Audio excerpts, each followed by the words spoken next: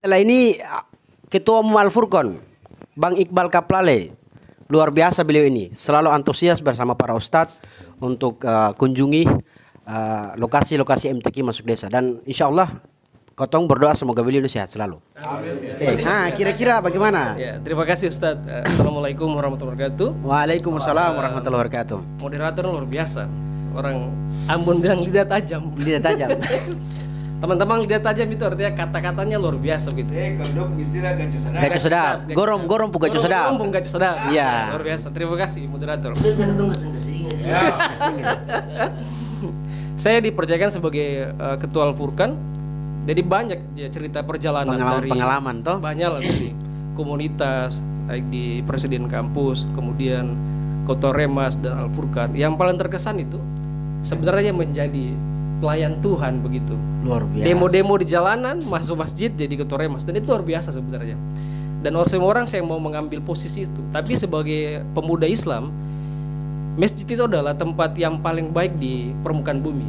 Itu. Biasa. Dan teman-teman pemirsa, di samping saya ini luar biasa, pemuda negeri. Anak muda yang luar biasa, yang punya gagasan ke depan. Dia sebagai ketua panitia, ini kemana Pak Ampal sampai. tapi itu ketua itu kan proses belajar toh. Iya. Sehingga dia pemarah. Insya Allah kalau kata Ustadz itu dia dapat pemarah dari umur, dia jadi orang besar nanti Insya Allah. Kata berdoa semoga beliau ini luar biasa. Betul, pemirsa, dia sebagai ketua panitia, alhamdulillah di Negeri Tihoro. Dan saat ini kita berada di Negeri Tihoro, alhamdulillah punya alam yang sejuk, dan kita berencananya akan membuat kegiatan MTQ desa di Negeri Tihoro. Ini pertama kali ya? Pertama kali. Ini luar biasa. Jadi luar biasa. Siap Ustaz. Terima kasih Ustaz. Teman-teman, tadi Ketong sudah ketawa ketiwi. Beta mungkin sedikit ya serius tapi ada humorisnya. Jadi perjalanan beta sampai di sini sebagai ketua Al-Furqan banyak cerita. Jadi persoalan bangsa dari pusat sampai ke daerah dan desa-desa, kita sedang mencari format terbaik dalam penyelesaian pemuda, khususnya pemuda. Ya, pemuda saat ini menghadapi arus informasi yang cukup kuat di media sosial, sampai buat orang bingung dalam mengambil keputusan sebagai pemuda, percaya diri sebagai pemuda. Dan hari ini banyak kasus, serangkaian kasus di TV, di radio dan lain sebagainya di tengah-tengah kehidupan nyata masyarakat. Pemuda itu ternyata berada pada posisi sebagai pendukung kemajuan bangsa, tapi di sisi lain sebagai orang-orang yang terlibat dalam maaf saja ya bahasanya adalah konflik di tengah-tengah masyarakat. Ini Ustaz begitu. Makanya pemuda ini jadi Romeo. Betul ya. Salah. Kita pun kampung. Ya, maaf. Ini. Jadi salah satunya itu begitu. Dan itu digerakkan oleh pemuda. Dan itu dilibatkan oleh pemuda. Bayangkan luar biasa. Ini yang harus Ketong berusaha Al-Furqan hadir untuk menyelesaikan masalah-masalah seperti makanya ini. Al-Furqan itu menggunakan metode Al-Quran sebagai pedoman dalam gerakan pemuda, anak-anak muda. Jadi semua orang, organisasi, OKP itu mencari format terbaik dalam menjadikan pemuda ini sebagai basis pembangunan atau motor penggerak gitu. Pokoknya makanya beta ini masuk ke sana kemari, berdiskusi kemari. Saya format yang terbaik Al-Quran itu adalah format yang terbaik, dan dia sebagai bukan kitab kuno, tapi dia adalah kitab masa lalu, masa datang, dan dia menjelaskan yang akan masa datang depan. Gitu. Luar biasa Ustaz. Ini beta senang dengan Anto punya pendapat ini luar biasa ini. Ampalai. Jadi maksudnya Ketong akhirat Ketong bisa tahu. Sudah. Karena Al-Quran itu luar biasa. Ada kisi-kisi, ada bocoran. Kisi-kisi bocoran begitu. Bocoran. Betul Ustaz, bocoran. Jadi lanjut.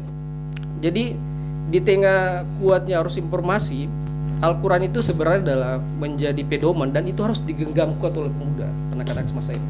Bayangkan konflik di pusat, di daerah, sampai di desa, itu menjelaskan tentang bagaimana posisi bangsa itu sedang mencari konsep terbaik. Nah, sehingga Al-Furqan itu bukan organisasi kaleng-kaleng.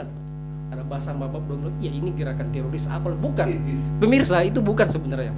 Itu cuma hoax saja, hoax. Organisasi yang punya basicnya adalah Pancasilais dan Quran. Luar biasa ini. Kehadiran Al-Furqan ini membantu mencari solusi pemerintah. Betul.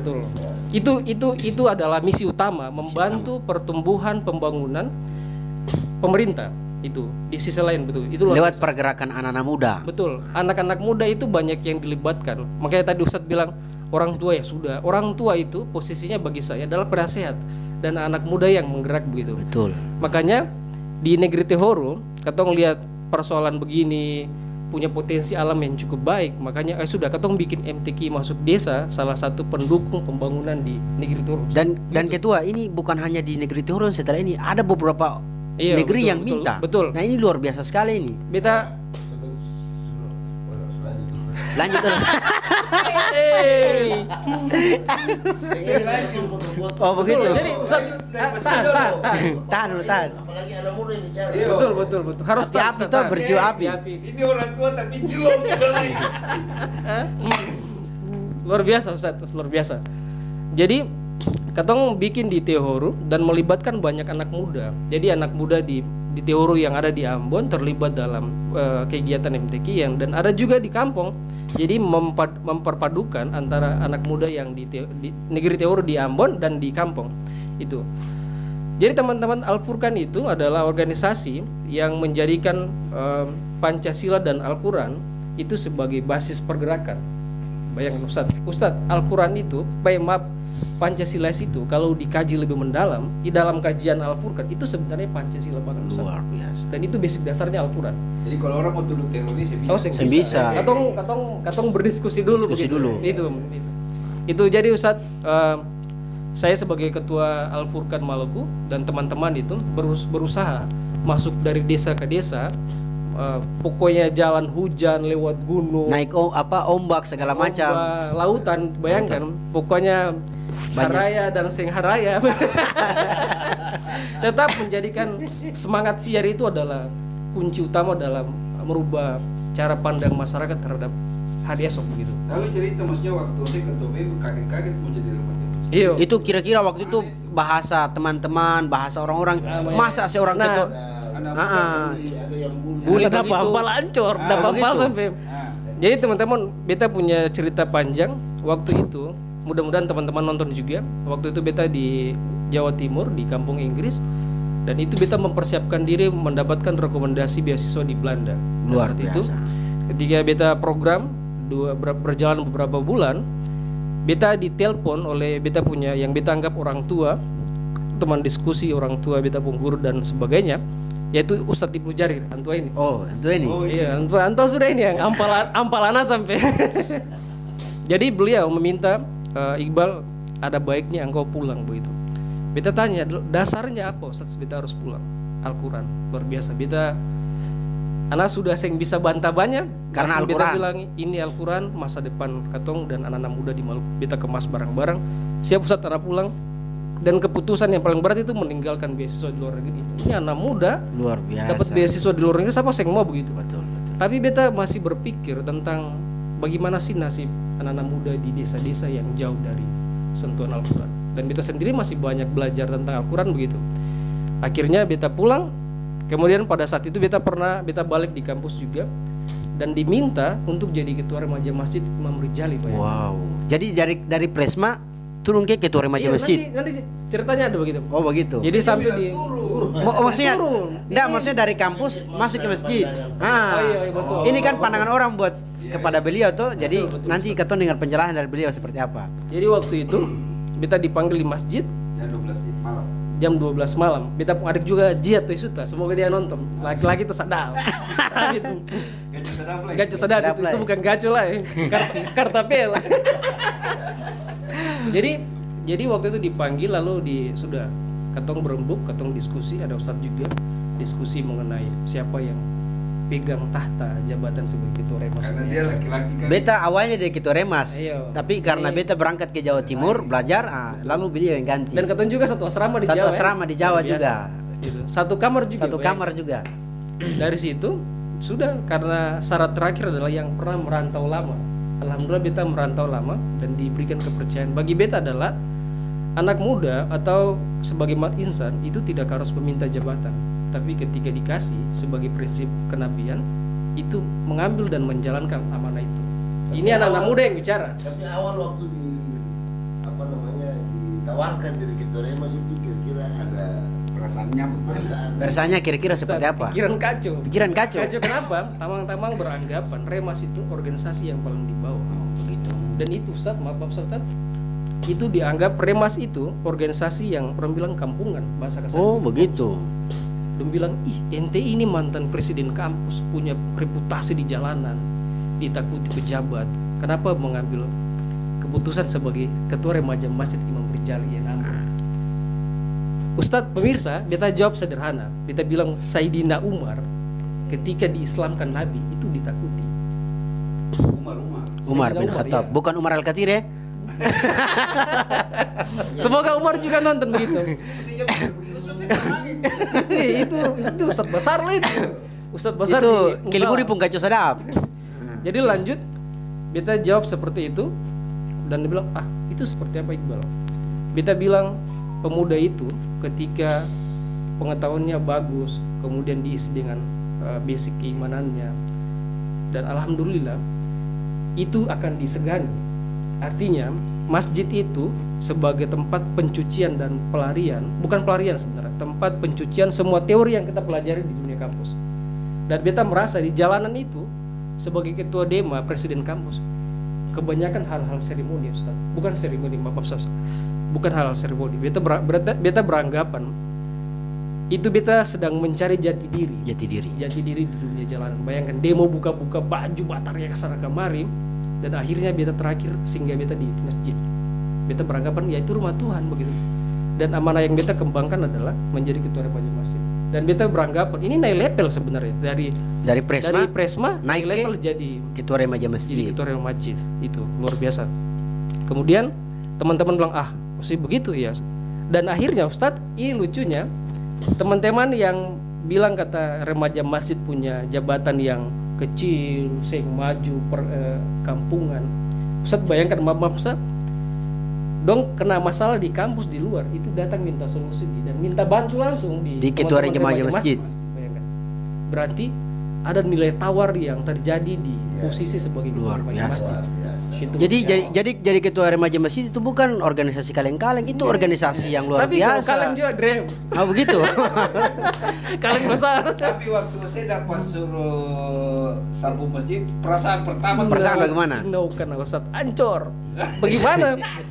Karena jadi orang bilang jadi senioritas di kampus, kemudian pakai kain setiap pagi, menyapu Sapu-sapu masjid.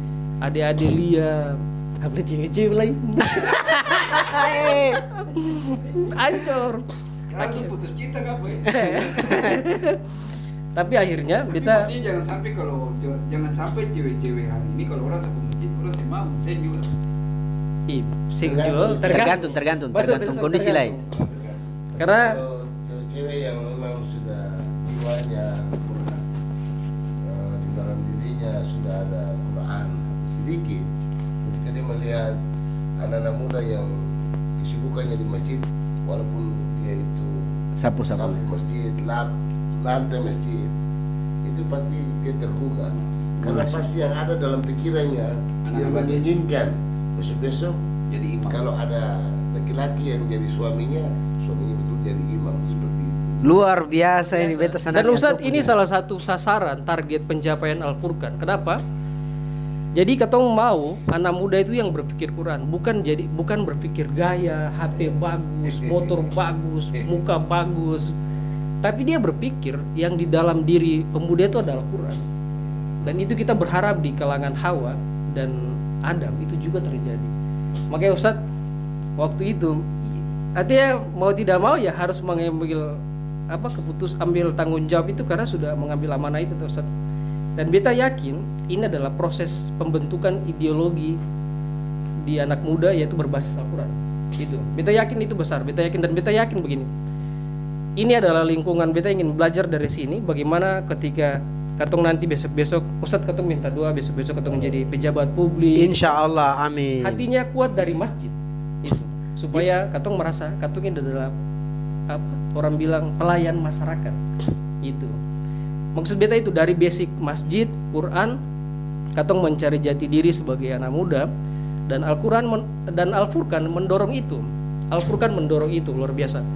Katong berharapnya teman-teman anak-anak muda yang lain bisa berdiskusi dengan teman-teman di Al Furqan, dan katong akan bercerita panjang bagaimana di zaman sekarang di kondisi yang arus informasi yang cukup kuat di media sosial, menjadikan pegangan terkuat itu adalah Quran.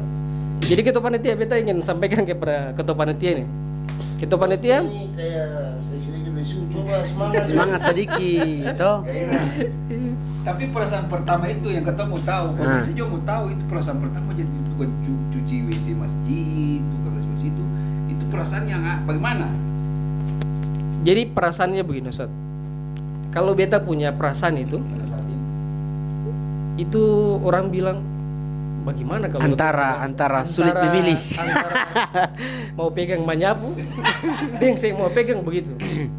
Artinya mau lari dari pelarian, bukan takut ustadznya, tapi takut dilihat kata ente punya reputasi dan punya amanah Kapabilitas. kepada sang pencipta itu dianggap gagal. Itu yang makanya beta bilang pegang manyapu nih, adik-adik banyak di masjid, manyapu juga susah. Tapi yang beta dudukan dalam hati dan pikiran beta adalah ini Al-Quran gitu. Semua manusia itu sama di hadapan Al-Quran. Masya Allah. Itu yang Ustaz. Emang sakit tuh Ustaz. Tapi perlahan itu biasa. Jadi biasa. Sudah jadi kebanggaan. Jadi Sudah, dan kebanggaan. itu bangga Ustaz, beta jadi pelayan. Dan beta masih ingat dia cerita di kita. Salah satu perasaan itu bahwa ketika dalam pergolakan jiwa yang dialami saat itu, dicerita bahwa kebetulan nih para pemirsa, adik Iqbal ini yatim piatu.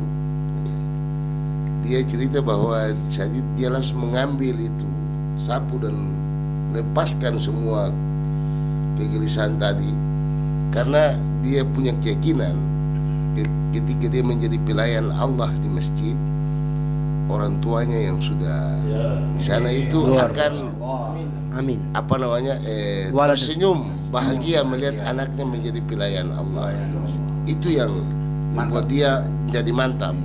Beta memang beta bilang begini, beta kan yang waktu itu Andis yang adalah itu Beta suka Jawa. Seka Jawa, dia jihad.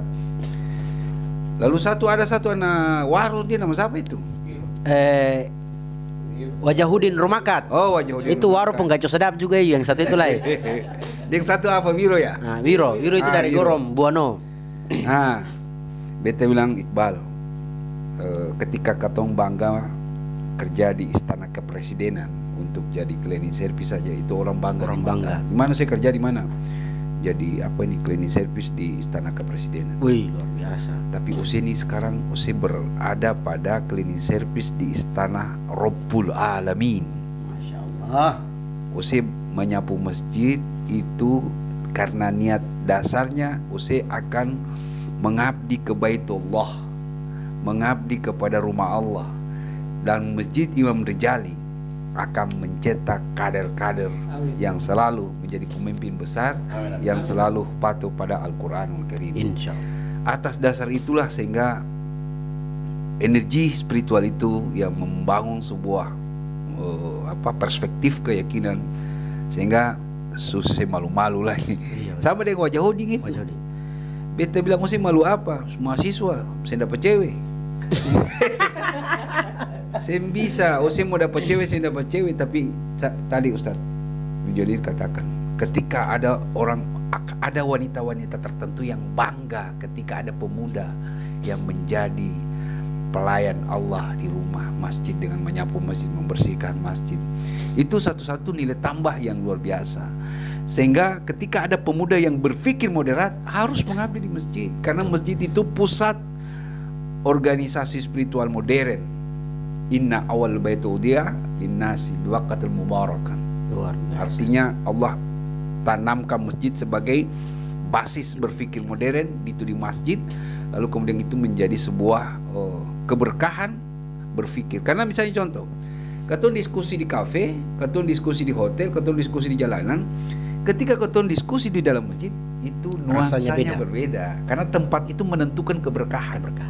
Nah, itu yang beta sampaikan ke Iqbal. Tapi mungkin itu yang menjadi dasar sehingga anak-anak ini berani, artinya untuk mengungkapkan. Beta bilang dong, Kang ada lagi bilang, orang Intel telepon jangan sampai untuk ini penggerak demo di Maluku.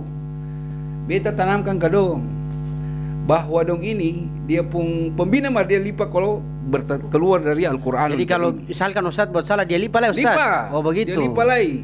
Karena mereka berpegang teguh pada dua pusaka besar, Al-Quran wa sunnati Rasulillah sallallahu alaihi wasallam. Allahumma salli wa sallim alaihi. Mereka tidak takut pada ciptaan Allah, yang mereka takut hanya pada Allah Subhanahu wa taala, dan menjadikan Pancasila sebagai perspektif berpikir untuk mengembangkan Indonesia tangguh dan Indonesia jaya. Oke Ustaz. Mungkin seperti Jadi itu.